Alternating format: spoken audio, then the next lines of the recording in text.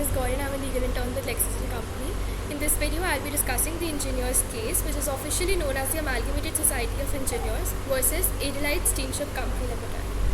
It is a landmark case in Australian constitutional law that dealt with the interpretation and scope of the Australian Constitution's provisions regarding the federal system and the distribution of powers between the Commonwealth and the states.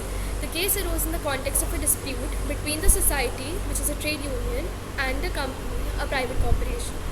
The ASC sought to have its members' employment conditions regulated by federal industrial arbitration laws rather than state laws. The case primarily focused on whether the federal government had the power to make laws regarding industrial relations under the Constitution. The High Court of Australia delivered its judgment, and the decision had far-reaching implications for the interpretation of the Constitution. The court held that the federal government had the power to make laws on industrial relations through the conciliation and arbitration power granted to it by the Constitution. This power was derived from the Commonwealth's power to regulate interstate trade and commerce, which encompassed industrial relations that affected interstate commerce. In reaching this decision, the court rejected the previously accepted doctrine of reserved powers, which held that the Commonwealth could only exercise powers explicitly granted to it by the Constitution, while the states retained all other powers.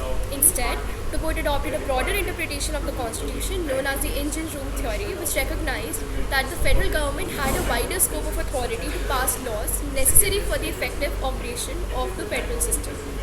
This case marked a significant shift in the interpretation of the Australian Constitution and established the doctrine of implied incidental powers.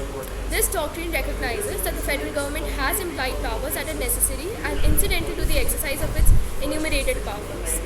That brings me to the end of this video. If you have any queries, you can post them in the comments. Thank you.